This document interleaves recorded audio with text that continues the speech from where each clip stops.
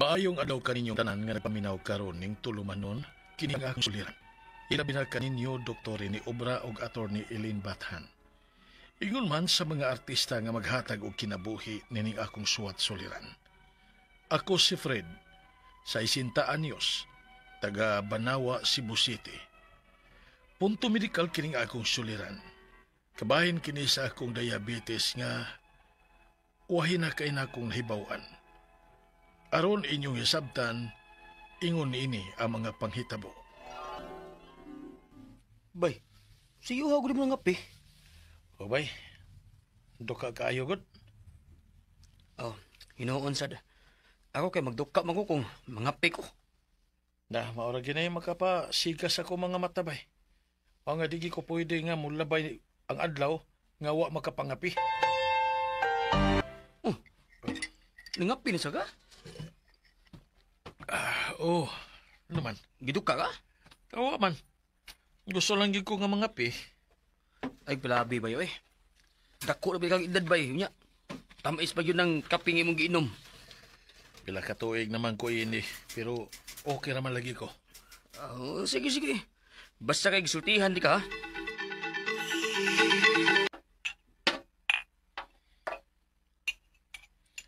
Tay nina. Umani mo kaon ba? Pagpalit og soft drinks. Opa. Soft drinks na sad, Fred. Kada kaon naman lang yun mo mag-soft drinks ka, oy. Inom sa tubig. Sus, way lami, oy. Mas lami ang soft drinks o magkaon. Sas, kay gikakag-osa. Mut lang yun mo. Bahala ka og mo resulta unya ng kabuang nimo.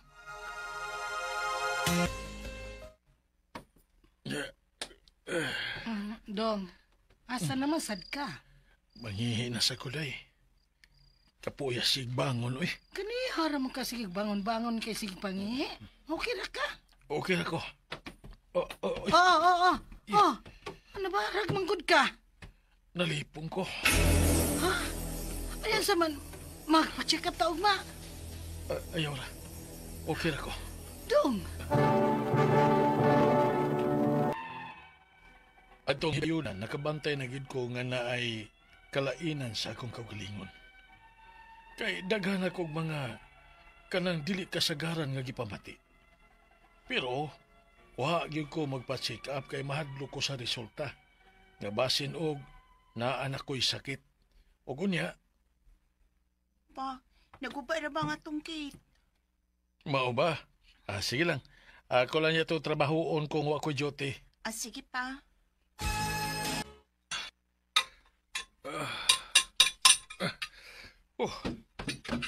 Hapit na gitahon mahuman. Aray! Kasakit sa kutil. Nasangit sa kabilya. Ay. Inaya lang. Paghinay, kung sunod pa, uy. Medyo lamlam na pa ni Samara, Okay na. Mawara dayo na. Agay. Aray. Simana naman ni akong sabad. Wa pa mangyapon ni maayo. Di na ko makalakaog tarong. Buhi pa king akong samad. Dong, ayaw lang sa kag-duty. Dili pwede day. Daghan ko og trabahoon. Unya kaya ra nimo? Nagtaki ang pamanggani kag lakaw. Ay kaya ra lagi eh. Ganong mihanap man ning akong pananaw. Di ko makaklaro. Lain man ang akong pamati.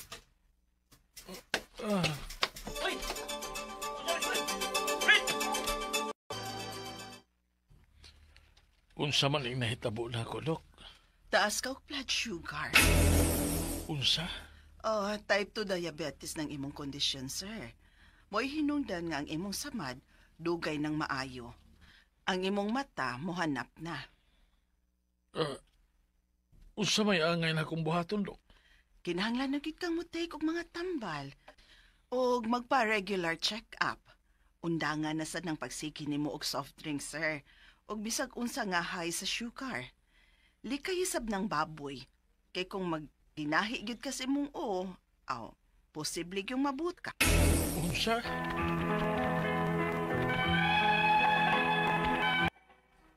Usa ginasa akong ikahadlukan nga na ako'y tambal nga perming imnon.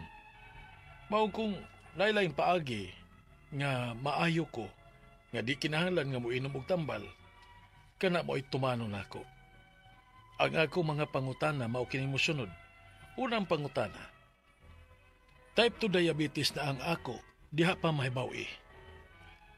Unsa may sayo nga simptomas sa diabetes? Ikaduhang pangutana.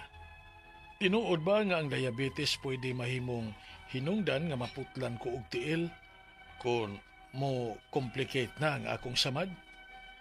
Ikatulo pangutana.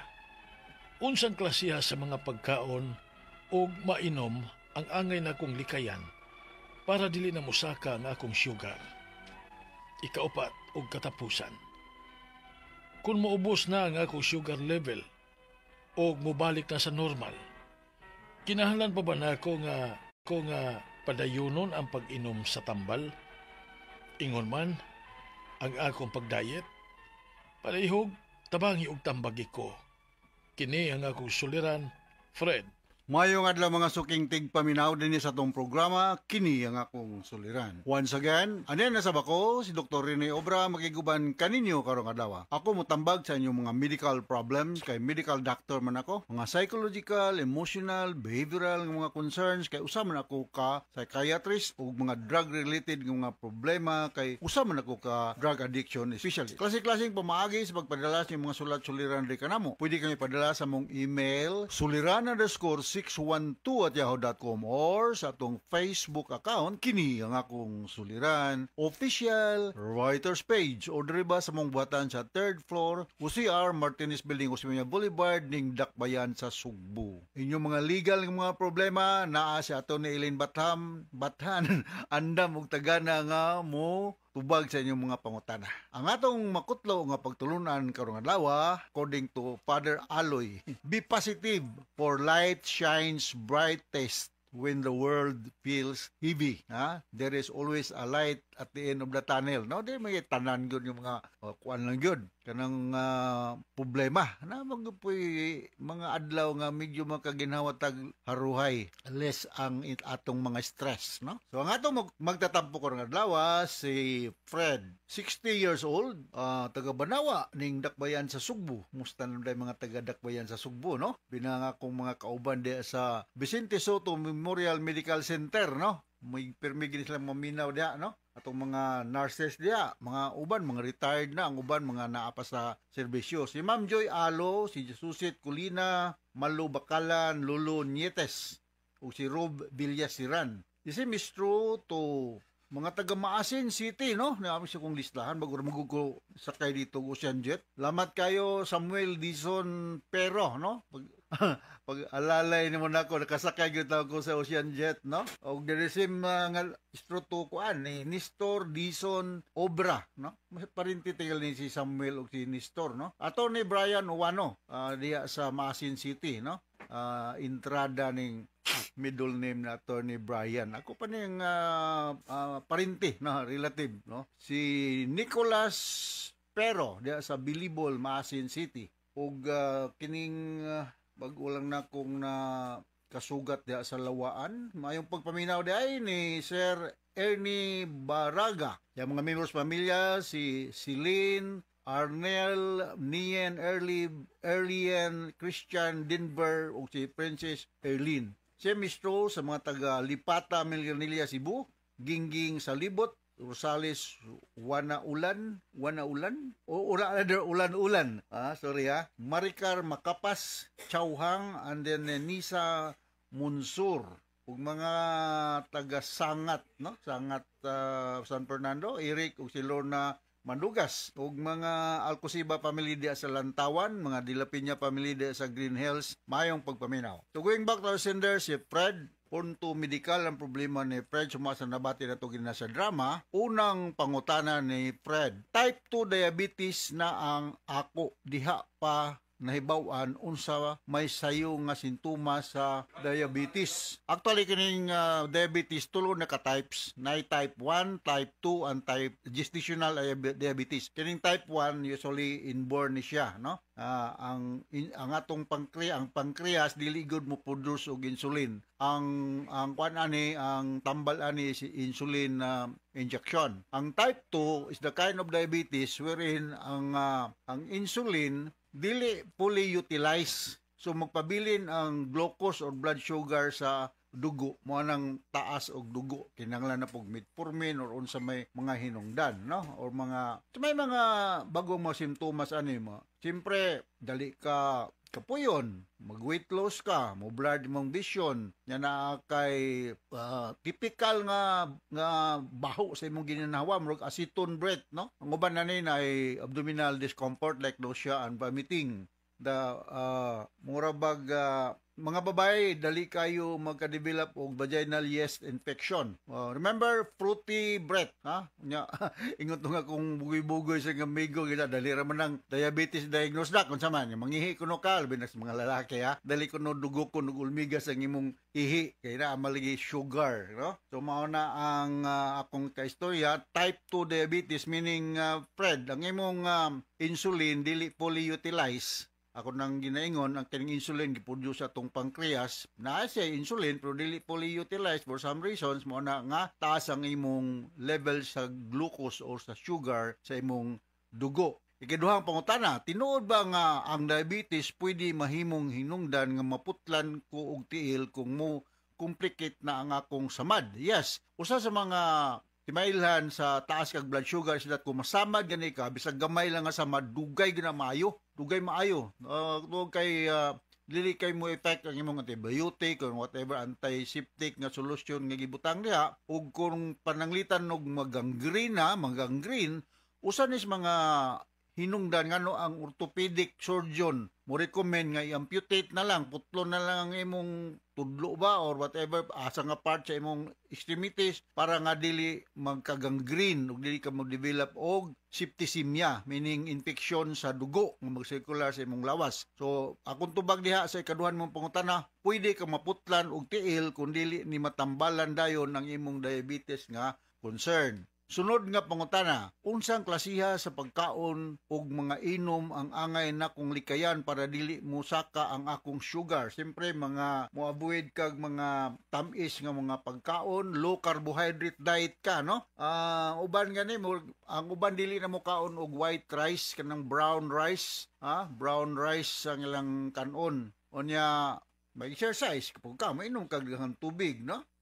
Onya, kinahanglan nga mag-monitor ka sa imong blood sugar. As we all know, ang atong normal blood sugar, fasting blood sugar is below 100, no? Kung 100 to 125 gani gitawag na mo sa mong pagtuon sa pagka-doktor as pre-diabetic. Mo sobra gani imong blood sugar og 126. Pataas, diabetic na gyud kanana. So magdali ka uhawon, magsigig kag inom-inom, kusog ka mukaon. Pero tamlay ka, walay kusog, dali ka puyon. So mao na ang ako ika-komentaryo sa imong kuan. Maglikay ka kan mga prutas ng mga tamis, tali na siya makapasaka sa imong blood sugar. Naara may monitoring sa blood sugar kaning glucometer ug napoy mga kuan lang, mga kanang murag papel lang bitaw, no, nga ikuan sa imong dugo, pero naaroy bag-o nga dili naka i-prick, ha. Ako sa una na ako na ipapilit lang sa imong braso, unya mo monitor na ang imong level sa blood sugar as you wish, no, pero may pagkamahal po, sobra man tog 4,000 akong palit ato.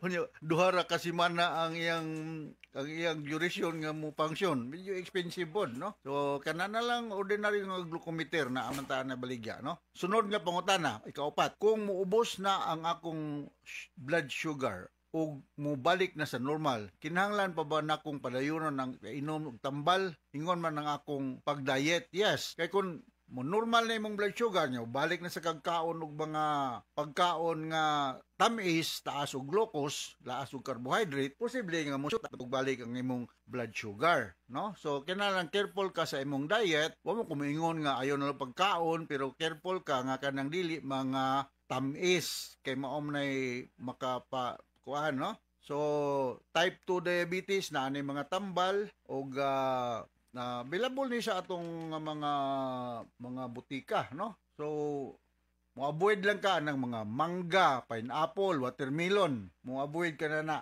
So, kay mga tamis mo na siya. Sa makausapa, naman tayo gitawag anig triad na mo sa mong pagtuon sa una sa pagka-doktor, no? Ang triad aning diabetic na pasyente, polyuria, pirmi kang ihi, polydipsia, pirmi kang giuhaw, ug polyphagia, sige kang kaon-kaon.